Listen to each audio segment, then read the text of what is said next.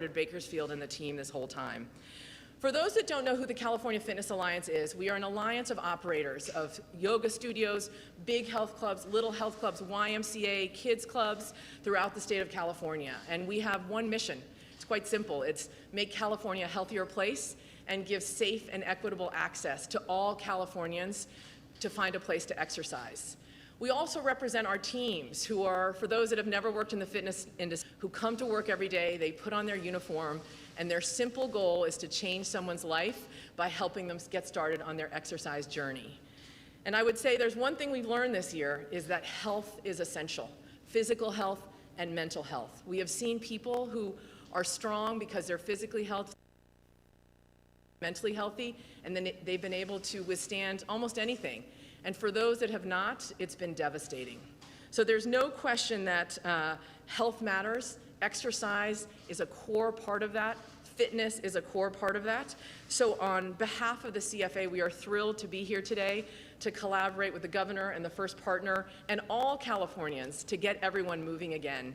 And I just want to take a minute and say thank you to all of our teams from the California Fitness Alliance. It has been a hard year for us, and we are so grateful for your extraordinary resilience and staying committed to the health of all of our members in California. We are so grateful. Y para mi equipo que habla español y no inglés, quiero agradecerse mucho lo que has hecho por nosotros este año. Ha sido un año increíble y el futuro va a ser mejor que el pasado. So we look forward to becoming, and with that, I'm going to turn it over to Mayor Go. Thank you.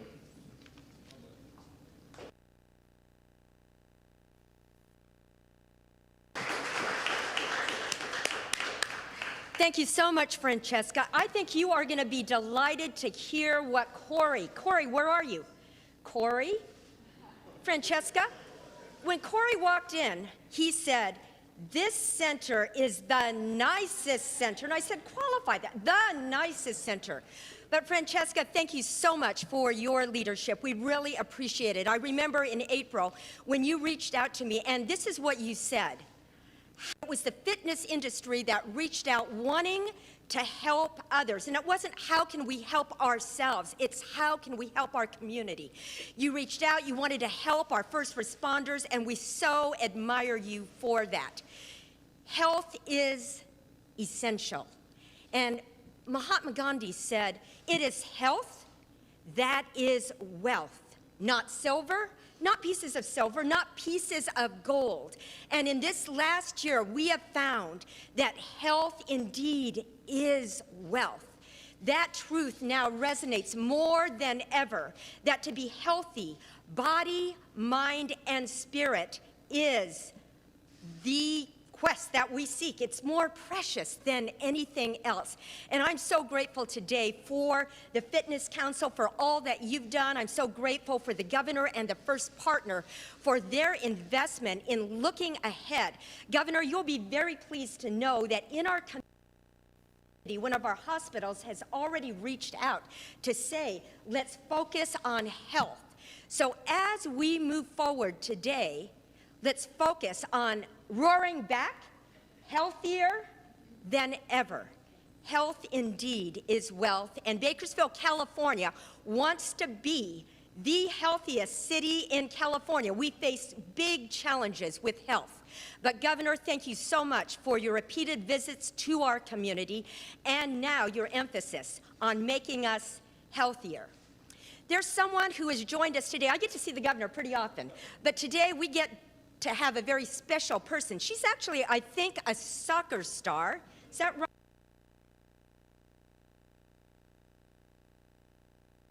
She is co-chair of the Alliance and also a major advocate for women and uplifting women. But I think probably more than anything, she is the proud mother of Montana, Hunter, Brooklyn, and Dutch. And so let's do a warm welcome right now for the First Partner, Jennifer Siebel Newsom.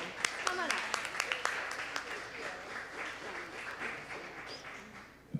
Good afternoon. It is such a treat to be here.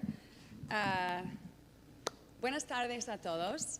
So I'm Jennifer Siebel. Really grateful to be with you all here today to Council on Physical Fitness and Mental Well-Being. As a lifelong athlete and proud mom of 4, I know that physical fitness and mental health are intrinsically bound together, and that when we are healthy in mind and body, we're able to flourish in all aspects of our lives. You probably don't know this, but sports and an active lifestyle have always been a part of my life. I did play varsity soccer, tennis, and basketball all 4 years of high school and was a Division I athlete at Stanford, where I played soccer and actually played on the women's under-23 national soccer team. I had a lot of injuries, but that's another story. But as you can imagine, the physical and mental well-being of people of all ages. And as a mom and as your first partner, I'm especially committed to supporting the health and well-being of California children and youth. When it comes to our children, providing them with equitable opportunities to learn about and practice making healthy choices is crucial for their long-term health as well as their success later in life. Specifically, research shows that lifetime attitudes towards physical activity, sports, nutrition, and wellness are formed early on in life. We also know that establishing healthy dietary and physical activity patterns during childhood is a critical public health strategy for preventing chronic diseases in adulthood. And activities that promote physical health, like playing sports, spending time outdoors, and consuming fresh, locally grown foods in schools, also support our kids' mental health, their social and emotional learning, and their academic and life success. And while there's no doubt, we all know that the pandemic has impacted our children's physical activities, increased their screen time, and heightened their levels of stress and anxiety, inequitable access to economic, physical, and emotional health supports contributed to health disparities in California long before the pandemic even reached our state. So there is much work to do and a lot of opportunity in front of us. So now I want to address California's Spanish speakers. Ahora quisiera dirigirme a los californianos hispanohablantes. Como madre de 4 pequeños y alguien que jugaba fútbol y otros deportes por varios años desde pequeña hasta la universidad, yo sé que la salud física y mental es crucial para que podamos triunfar, superar obstáculos y alcanzar la felicidad. Para nuestros hijos, la oportunidad de aprender y practicar estrategias para mejorar su salud física como mental es muy importante, ya que las investigaciones científicas muestran que sus actitudes sobre la actividad física, los deportes, la nutrición y el bienestar se forman a temprana edad. También sabemos que establecer patrones de actividad física y dietéticas saludables desde la niñez es una estrategia importante para prevenir enfermedades crónicas en el futuro, como las diabetes tipo 2. En cuanto a la relación entre la actividad y salud mental, estudios han revelado que la participación regular en actividades físicas reduce el riesgo de desarrollar depresión y puede mejorar muchos de los síntomas que viven con depresión. Pero hoy en día, solo el 20% de los adolescentes a lo largo del país cumplen con las pautas federales de actividad física. Y un estudio reciente de mi organización, California Partners Project, encontró que los adolescentes utilizan la tecnología como sedante. Usan la tecnología y los medios sociales sin pensar por aburrimiento, mucho más allá del punto de disfrutar y a expensas del descanso y la actividad física. Además, más de 2 millones de niños en California no tienen acceso a alimentos frescos y saludables, y los niños afroamericanos y latinos reportan inseguridad alimentaria más del doble que los niños que viven en hogares blancos. Y 6 de cada 10 californianos no tienen el acceso fácil a parques en su vecindario, a pesar de que un estudio encontró que solo 20 minutos al aire libre ayuda a reducir los niveles de hormonas del estrés. Para abordar esos desafíos, debemos cambiar fundamentalmente la forma en que nosotros vemos la salud. La salud no es solo el bienestar físico y la ausencia de las enfermedades, también es un estado de bienestar mental, social y emocional. Como decía Francesca. Como copresidente entonces del nuevo concilio asesor del gobernador sobre la aptitud física y el bienestar mental, estoy dedicada a promover estrategias estatales para incrementar las actividades físicas, mejorar el acceso a nuestros parques estatales y esos gimnasios, promover políticas del campo a la escuela para apoyar la nutrición infantil y promover el bienestar total de nuestras comunidades y en especial nuestros niños. Porque sabemos que en California saludable comienza con niños y familias saludables. Bueno, gracias.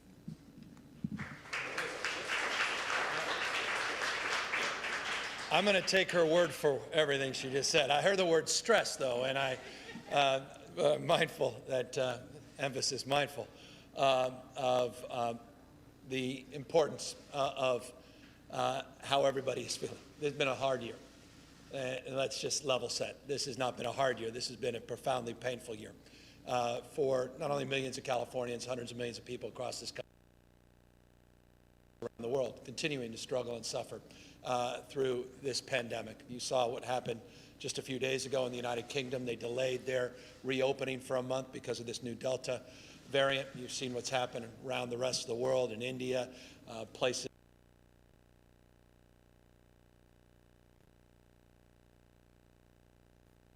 California.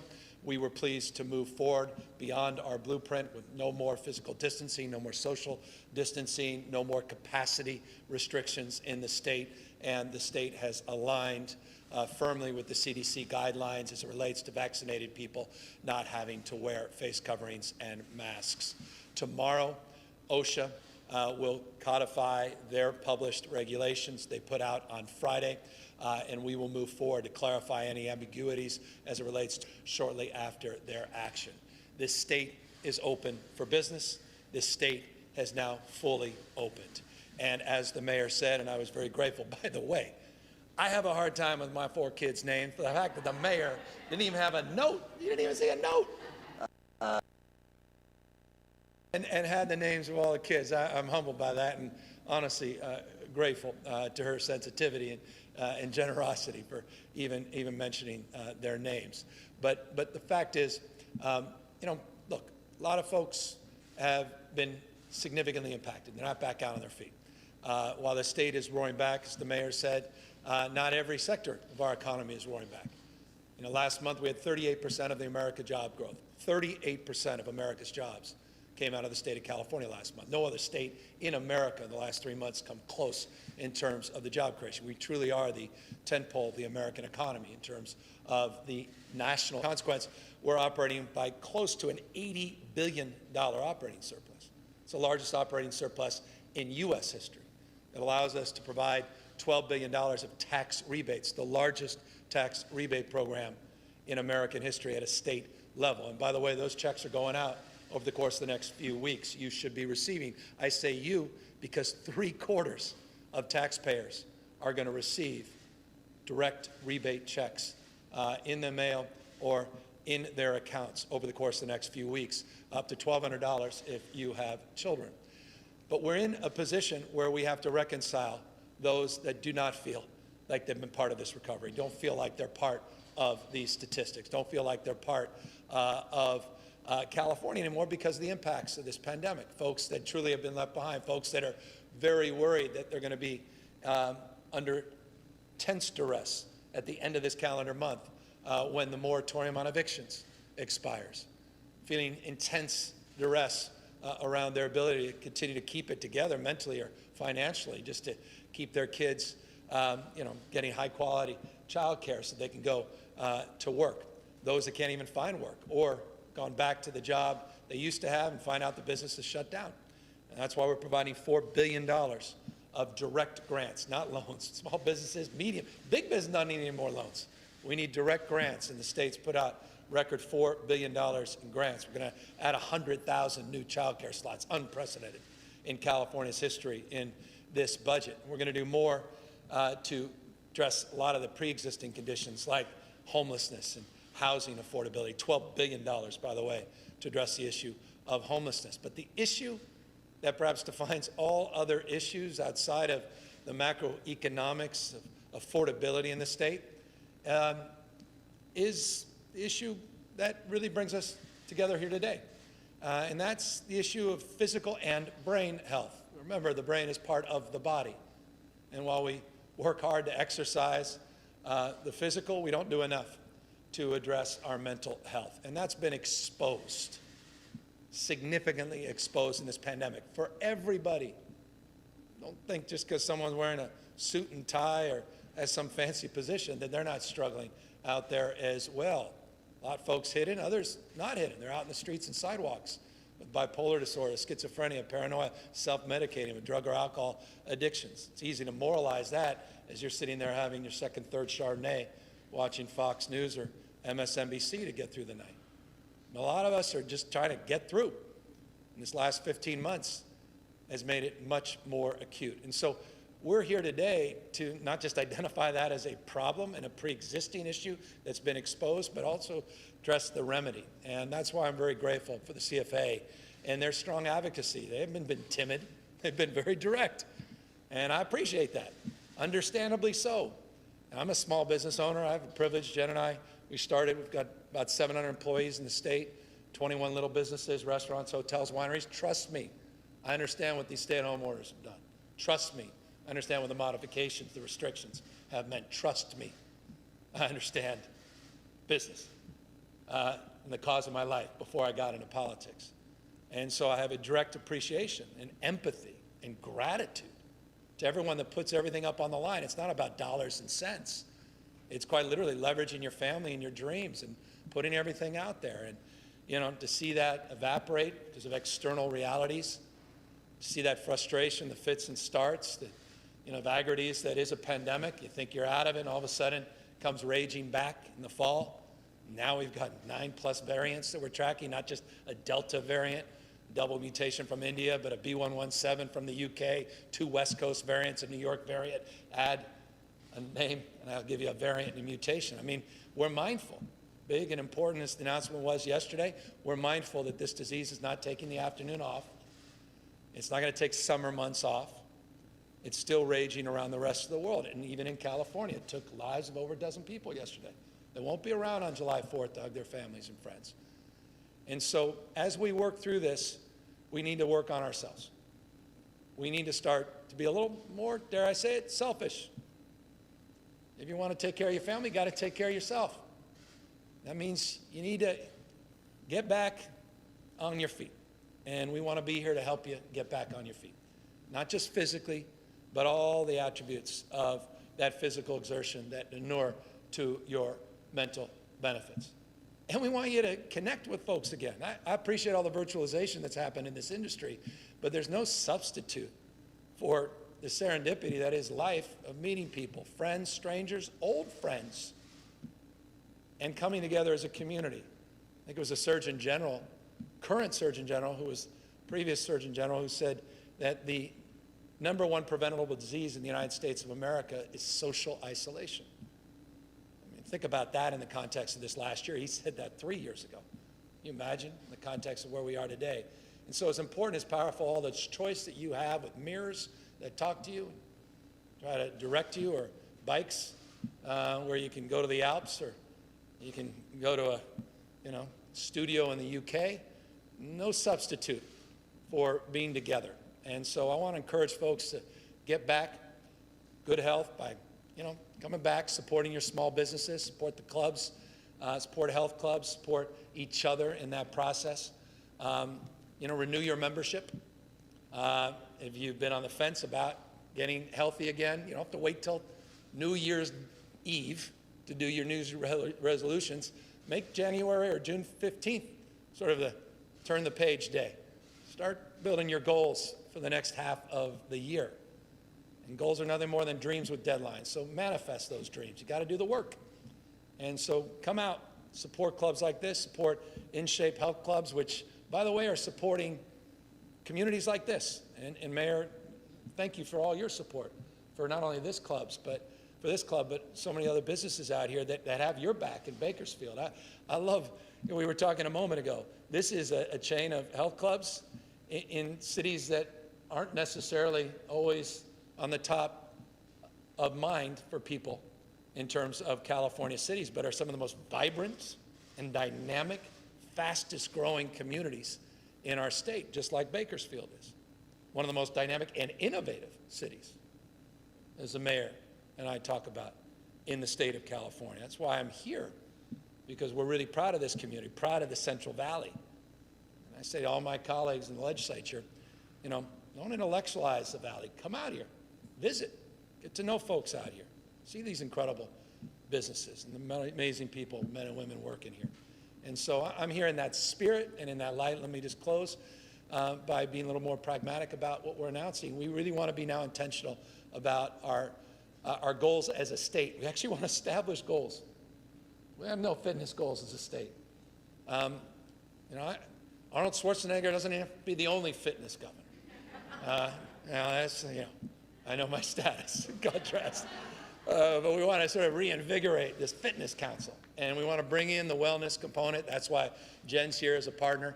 But she's also a ridiculous rock star athlete. She's understated. I had to go to like her Hall of Fame thing at her high school. She was like the first class Hall of Fame, #1 in this. Fancy Stanford soccer player and the national team. And, you know, I got 4 little ones. We're all, you know, I'm ready to send in the military camp in Florida. But, you know, that's just because that's who we're competitive. But we're athletic in the context of just trying to be healthy and trying to build a little bit of sense of well-being, wellness, broadly defined in our family. We want to see that for every family in the state of California. So we're going to reconstitute this committee. We got 15 members. We got all these experts that are here representing the diversity of the industry that can bring to bear, to light, build collaborations, partnerships nationally, not just within the state, regionally, but also within the industry and partnership with businesses. And we're going to bring, it's a little selfish, forgive me, I got to choose, so sorry. But, you know, I have a little bias to Ronnie Lott. So, you know, 4-time, I'll rub it in, 4-time Super Bowl champion, Hall of Famer himself. So Ronnie from the 49ers, ex-49ers, is going to be co-chairing with Jen this council. And we're going to work aggressively in the schools. We're going to try to create, you know, we talk about lifelong learning, but that learning should also include physical education and wellness. And so we want to get into the schools. We want to deal with the underlying causes of obesity and want to deal with good nutrition habits. We want to get cut across the spectrum of full whole person care.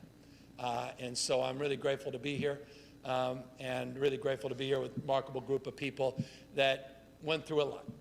And, you know, I know it, you know, we can't make up for what happened the last 15 months, but the one thing I think we've all learned is our minds have been stretched. It means it never goes back to its original form. And we're more resilient, we're more capable than we ever even imagined. If we knew what we were about to be into, we would have said, no way I can handle that. But you handle it, work through it, and we'll dust off. There was, you know, we're not where we want to be, and we're not where we were. But I'm confident that as this economy roars back in California, that this industry will continue to be as vibrant and will help lead in that recovery as well. And so, forgive the long-winded remarks, but I wanted to be here in the spirit of enthusiasm, a little bit of passion, and as well pride, because I'm very, very proud of so much what this industry has done for the health and wellness of 40 million Californians, but also the future of fitness happens here, California first. And so thank you all for the privilege and opportunity to share this announcement. And of course, we're here, as always, to have the mayor answer all of my questions. Any questions? Hi, my name is Emma Gallegos. I'm a reporter from the Bakersfield, Californian. I was going to ask the first Jen. partner Jen. question. Yeah, this is, hey, please, you don't get to leave. Yeah, welcome to my, by the way, it's great that she came all the way down to beat the heat. Trust me, it's hotter in Sacramento than it is down here. Yeah, well, I wanted to hear more about the Fitness Council from you, and I felt like there were even some details you shared in Spanish, and my Spanish is a little shaky, so I got a good sense of the goals, but I wanted to get a sense of, I guess, more of what the tangibles are, so yeah. Well, we don't have a comprehensive strategy for physical fitness and mental health in California. And so we have a lot of work to do. And we know that, if we can sort of organize, the requirements and sort of, strategy for helping kids at the youngest of ages so they form these lifelong habits and practices. So that's one element. And then the mental part, the mindfulness part is a separate element. Obviously, we want to look at the competitive sports industry and how we can be supportive of cross fitness and cross training, but helping kids not also, just asking questions to improve, to better support them so that they're not burning out at a certain age or having these ridiculous injuries at the youngest of ages. And it's, look, it's everything that this club affords. It's about the whole person, right? Just like it's about the whole child. It's the mental, it's the physical, they're connected, they're one. We have, I would argue, a public health crisis in this country right now, which is related to mindfulness and mental health. I don't think technology's been our best friend in this realm. And so I think we have to reverse that. We're the home of technology, and I think in California, I always say it's like you got to get outdoors, get some fresh air. You've got to exercise, indoors or outdoors. You've got to come together in community. That's what's so beautiful about gyms.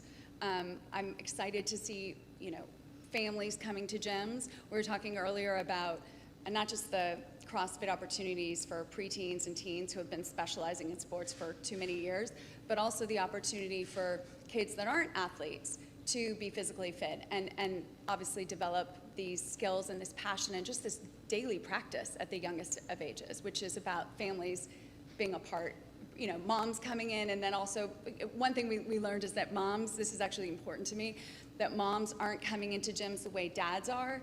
And we want to see more balance, especially since moms were coming in prior to the pandemic. And so I think there are a lot of structural and cultural issues that we can address through this council of making physical fitness something for everyone and creating more balance because we know that moms, especially who have been holding the burden of childcare and homeschooling or distance learning at home, we know that that physical fitness is critical to their mental health, more so than ever. I mean, we moms can't hold any more on our shoulders, so this is like the perfect outlet and escape and opportunity for everyone to heal. And then we also need to address the trauma that COVID has exposed us all to. Some, obviously, if you talk about equity issues, some more than others, but this is physical fitness and mindfulness exercises and yoga and all these different, cross-training exercises are ultimately going to help us all get through the trauma that some of us aren't even privy to what it's done to our soul, right? I mean, we're still coming out of this, right? How many people are exhausted? How many people are still quick to go to anger or fear or anxiety? How much, you look at suicidal tendencies and teens and everything, and there's so much benefit to California really leading in this arena and recognizing the whole person, the whole child, and really implementing policies and practices at the earliest of ages that can be monitored and ultimately benefit the individual child and the family and then community at large. One of the things we also want to deal with, demystify, it's not about looking like Schwarzenegger. We want to deal with some of the body shaming issues. It's a wellness, I think what Jen and I have talked about, we really want to bring a wellness framework. It's not about sort of sculpting a body. It's really about focusing on health. And there is by the way, no bigger driver of costs, locally, state, private sector, or public, than healthcare costs. We all should be worried about long-term healthcare liabilities in the state, this nation, in terms of our unfunded liabilities. This is the space. The ROI on this is off the charts. This is if you're conservative and you care only about fiscal issues, this is your issue, because this is the biggest cost driver of government. Governor, last year, 500 people in your home city of San Francisco died of fentanyl overdoses. 125 in Kern County died, the bulk of them from Bakersfield. This fits, I think, into your what we're talking about here. What can you do in conjunction with federal authorities, local authorities to stem this? Look, I mean, the fentanyl issue is real. And by the way, I was down at the border a few weeks back. We were talking about some of the fentanyl issues coming through the border and some of the highlighted issues. And we, as you know, we have National Guard supporting some of those efforts, California National Guard, specifically as it relates to drug interdiction. Beyond that, it's a demand problem more than it is a supply problem. Supply is obviously a predicate of demand, and rather a result of demand. And so that demand is about despair. It's about pain and people numbing their pain, people that feel hopelessness, lack purpose, and lack any capacity to feel optimistic about their future or the future. And so in so many ways, shapes, or form, what we're talking about here today is about shaping not just the body but a mind to focus on incremental achievement and to focus the mind in a positive way where we're sort of aligning with goals, establishing goals, creating a sense of purpose. And that's a community effort. I mean, that's not easy. I mean, drugs have been around since the beginning of mankind. And fentanyl is among the most potent forms of that. And as I say, I'm not here to moralize that. I've had many friends that have died of heroin overdoses. I've been very involved in drug policy reform, and the disparities in crack and powder cocaine, which is very, very contemporary, particularly with the Supreme Court's conversation this last week.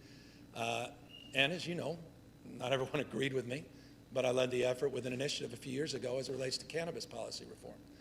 And it all ties into criminal justice reform. So for me, it's all about health. Fentanyl is not a criminal justice issue as much as a health issue. Yes, we have to address some of the border issues. Yes, we have to address some of the criminal element behind the issue of drugs. But that said, the user side, I just don't moralize. It breaks my damn heart. And I know some people, want to lock everybody up. I want to help folks, and I'm dead serious when I say this. I can't imagine how many, these guys were in sports, so you'll understand this, but, not all of us in the businesses where you get credit for saves, maybe in baseball. But I imagine the amount of lives these guys have saved because they got a damn gym membership and then found something else to discipline and focus on. And so I don't want to overstate it, but I think it very much connects why we're here today as well. Appreciate the question. Hi, Governor. Erin Roney with Eyewitness News. A question that kind of ties into a little bit of both what you touched on, eating I locally. love that you're asking, Jen. This is so much. No, you get back up there. You both get back, no. But a little bit of both of what you touched on is eating locally, and then something else is not every sector is able to recover. And here in the Central Valley, the Central California area, a lot of farmers got a notice about having water cutoffs and how bad the drought has been. And you unfortunately caught us at one of the hottest times of the year. We're about to hit triple digits again, and we're in June. So I want to ask a little bit about maybe what assistance or plans or any initiatives that are going on to support those farmers who may lose their water. So broadly, as you know, we presented a package to the legislature of over $5 billion in investment, a medium, long-term, but also immediate relief related to drought, safe drinking water, emergency water supplies. We have a water strategy in the state, meaning we put out a water portfolio plan. It's the first time we've had a contemporary plan in decades, and we're going to begin to fund it because of this historic budget surplus. That said, we're dealing with a historic challenge with a drought that's returned in the state of California, a drought that really began, on the west coast of the United States in 2000. In some ways, we've been in this mega drought for a few decades in the western United States. And now we're back into a mega drought that's impacting, obviously, here the Central Valley, but the entire state of California, 41 counties formally under a drought emergency declaration. I made it crystal clear when we announced the first one a few months ago, and then followed up a few weeks later that there'll be more, and I anticipate there'll be many more declarations over the course of the next few months. Look, this drought and the water supply is now at basically where we were 5 years into the last drought. So it's very serious. The hots are getting a lot hotter and a lot sooner. You made the point, triple digit in June, one day, maybe 2, 3, 4, 5, 6 days, or at least 4 or 5. And to see that happening over the entire West Coast, this sort of heat dome that we experienced in August last year, but experiencing in June, should rightfully raise alarm bells and wake up all of us to this new reality, this new abnormal. So many of us are becoming accustomed to, but not necessarily embracing, understandably. So look, we'll do more with assistance dollars. I've been on with Secretary, both Vilsack at Ag, but also the Interior Secretary directly working on assistance and grants for farmers, farm workers support. We put a lot of money in the budget, unprecedented amount of money to support our Ag community this year. We're working on the final language of the budget this weekend. We're going to land it with the legislature. Trust me, we are mindful of the acuity of this crisis in this valley, but I don't want to overpromise. Mother Nature, she bats last. Vernacular of what we're here, she bats 1,000. She's just chemistry, biology, and physics. And the fact that she's entered into this climate debate, I hope wakes people up to that reality. And so we're going to have to do things very, very differently. And we designed a system, a water delivery system for a world that no longer exists. And so that's what I want to bring back is a different framework, flexibility, doing voluntary conveyance. We obviously have some curtailment issues that were highlighted this week. State Water Board up there in Northern California, and parts of Russian River in particular, with 430 senior water rights that were impacted. That was done in a targeted way. I know folks out here are worried that that may be done en masse. It was done in a targeted way. So we're monitoring things in real time and obviously monitoring the national weather and working with our ISO partners, CPUC, CEC, which is the three-legged stool in terms of energy security. I don't anticipate any rolling blackouts, though you've seen that in Texas in the last few days because of the nature of what we're experiencing. But I don't see that in the short run, but I can assure you when I get back to work, it won't be surprising. The first thing on my schedule tomorrow morning is this issue, and we'll be talking a lot more about it tomorrow afternoon and Friday as well. Thank you. I was gonna say, Oh, sorry. with this heat wave, though, all the more reason to join the gym and bring your family to the gym, right? So get your kids started earlier. On message. I don't get any applause. Dee Dee, I get no applause. By the way, Dee Dee Myers is here, runs the Governor's Office of Business, and it's a big deal that she is here. It reinforces the partnership she's formed with all of you, and my gratitude to all of you working together and in a very respectful manner. These guys have been remarkable, and I'm very, very proud. Thank you. Good afternoon, Governor. Alex Bell with 23 ABC. I have two quick questions. You said you want people to get out, get back to businesses, come to health clubs, but on the business side, we know that Cal OSHA is expected to meet tomorrow, expected to vote on some things. What are some of the things you hope they get determined for COVID workplace guidance? Well, we want to align with the CDC guidelines. As you know, they put out the draft guidelines of what they'll vote on tomorrow. They put that out on Friday, so people now have a very clear understanding of where they're going. There are some enforcement issues that create some ambiguity between the 17th tomorrow and the 28th. I want to clean those up with an executive order. There's also some concern around self-attestation and record keeping related to employers with employees that are not vaccinated. Again, the guidelines with CDC, if you're not vaccinated, the recommendation is some face covering for employers. But we don't want that to be a scarlet letter. We want to deal with some of those issues. There's also some concern around supply related to masks, particularly these higher-end N95 masks. So we're going to provide those masks to industries as a state. We'll provide them. They're now in abundance. I mean, think about that. N95s in abundance. And so the state's in a position to provide those. And then we'll work through some of the ambiguities of concern around record keeping and what self-attestation means and make sure employers are comfortable about these mandates in an iterative process, which means that this is not the last act. I want to continue to work with industries, large and small, to work through some of these issues in real time, and I'm prepared to do that through executive order after we determine exactly where OSHA lands tomorrow. And second question, with a recall kind of looming over your administration, do you think people in the state will remember some of the monetary incentives, I believe now Six Flag incentives, that you've done over the last few weeks? Do you think they're going to remember that when they go to the polls? Well, I hope they remember this, that California outperformed Texas and Florida not only in health outcomes, but economic outcomes. California outperformed the United States in health outcomes and in economic outcomes. The economy in Florida, economy in Texas contracted at a much larger rate than the state of California. We're running unprecedented budget surpluses. Most states are not, trust me, not even close. I hope people recognize that there's been no state in America that's created more jobs than the businessmen and women here in the last 3 months in the state of California. There's a wonderful Bloomberg article came out yesterday across the spectrum, #1 in innovation, #1 in entrepreneurialism, #1 in venture capital, #1 across the spectrum, the dominant economy in the United States of America, and an economy that all the economists assert, and now it's been proven the last 3 months, is poised to outperform the American recovery because of the work we did to tame this pandemic. Now, that said, as a restaurateur, as someone with hotels, I am not naive about how the hospitality, restaurant, entertainment, and health businesses have been impacted disproportionately. So we have a special responsibility to those industries to help them come back, as well as address the issue of equity, particularly for our Latino community and African American communities, so that we're all coming roaring back. Last two questions.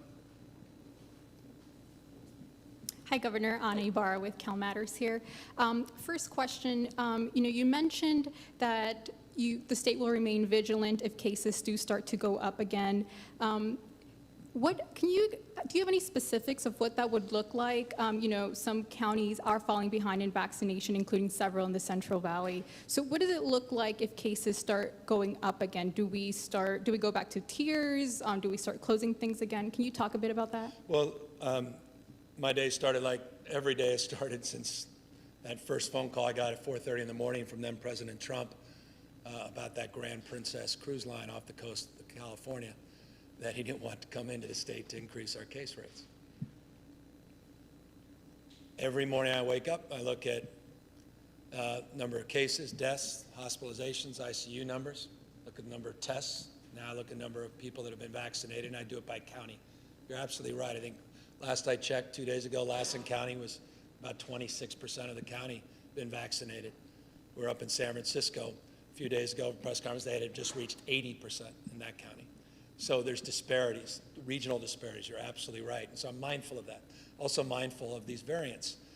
We have about 4% of the sequence, the genomes that we sequenced, about 4%, and that's the latest data. We're going to update this very shortly. Latest data, we have 4% of those that we've sequenced of COVID cases have been sequenced with this Delta variant. The Delta variant, however, in the United States is the one the CDC just highlighted as a variant of real concern. You're seeing in places like Montana with lower rates that it's north of 20% of all the reported cases. It's close to 10% nationwide. So I'm mindful of variants, mindful the Delta variant is in California, mindful of these other variants, and mindful of those disparities in terms of vaccination rates. With all that said, here's the answer to your question. We have strike teams, where we're calling them ring vaccinations. We may come out with a different frame, halo vaccinations, where we will come in, we'll assess if there's community spread through community surveillance and contact tracing. We're going back to the basics. Traditional contact tracing, working with our county partners, our local health officers, and we'll be doing aggressive vaccine efforts and pushes in a more targeted way with these strike teams that we're forming. We'll talk more formally about that in the next number of days. But I assure you we're going to maintain our vigilance. The reason I was down today, and I thank you for recognizing some of the latest incentives. Anyone want to go to Six Flags? 50,000 free tickets if you get vaccinated. You get $50 today if you haven't been vaccinated. I actually had cards in my pocket. They're downstairs. If you want to get vaccinated, I'll hand you $50. We got literally tens of millions of dollars we're doing there. Chipotle, Taco Bell. You can go today if you're vaccinated and get free queso blanco and that addictive, though I know you do not recommend, Dorito tacos at Taco Bell, right? In some ways, maybe you do recommend it because you got to work it off. I get the business model. But that said, I'm making the point we're going to continue aggressively on the vaccination efforts. This is not mission accomplished. So it's part of an answer to your question. We're being vigilant. Now, you're talking about a hypothetical. What if we see a massive? That's a determination we'll make in real time on the basis of what happens in the ground. And that is, we'll do that on the basis of spread, epidemiology, on not only the availability of vaccines, but most importantly, hospitalizations, capacity to take care of people that are contracting this virus, this deadly virus. And we'll be talking more formally about what that will look like.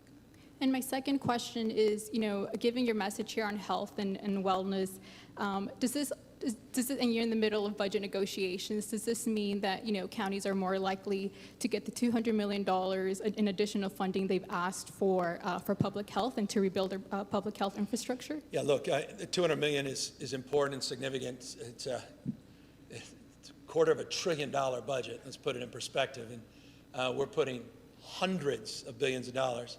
We have a $100+ billion comeback plan, quite literally a $100 billion comeback plan. And we are doing transformative work to reimagine our healthcare delivery system, particularly the Medi-Cal system, and to support our entire medical system, including expanding eligible services, doula services, and other services under Medi-Cal. So there's a lot of things we're doing in the public health space that's among the asks of some of the health providers, and we're working with the legislature to see where we land on that. But I appreciate you asking that specific question, but I want people to understand the aggregate, the totality of the health investments, make that important, but I hope contextualize it with all the other investments. It's among many things we're doing to improve health outcomes in this state. But we're not done? There you got it. Okay, I was gonna end, but you got the last word. Hi, Governor. Rob King with KUZZ. Particularly during the lockdowns, fitness centers were some of the most outspoken critics of these lockdowns. How have you guys sort of set aside those differences to collaborate on this? By respecting each other, respecting those differences. There's nothing they said that I didn't agree with. I mean, this is their business, it's their livelihood, it's their identity, it's their families, it's their life, it's their employees, it's their families, their lives. It's not about money, it's about life. And it's about their dreams being dashed because of pandemic-induced recession that impacted the entire country. There were a few parts of the country spared from stay-at-home orders in some way, shape, or form. People, even businesses that were open in some places, no one showed up because they were scared to death and employees were scared to death. So this has been tough. And, that December and January, those were particularly tough. And that was a time when people really were getting frustrated, and yet we were seeing numbers go through the roof. And it's hard to see. When we look at our models, we see things 3-4 weeks in advance. Others don't necessarily, and it's always hard to square that. And so, we worked together, and we're all here, and I'm just grateful for that dialectic. That's what it's all about. Well, this concludes the comments, and I gotta say, I was pretty impressed with Jen's Spanish, but that's just a separate conversation I'm gonna have, but I wanna make it public. And I'm grateful that she shared it, and Francesca's Spanish as well. So I appreciate that. So I was gonna say, you don't have to hear me translate everything I just said. So I will end this with gratitude and appreciation for the spirit that brings us all here together. Gratitude and appreciation for being back here in Bakersfield. Thank you to this remarkable and resilient community here in Bakersfield. Thank you to folks out here in the Central Valley. Know that folks up in Sacramento have your back. We're looking forward to all of you getting back to work, not only safely, but in the spirit of this announcement today, much healthier than when we got into this pandemic. Thank you all very, very much.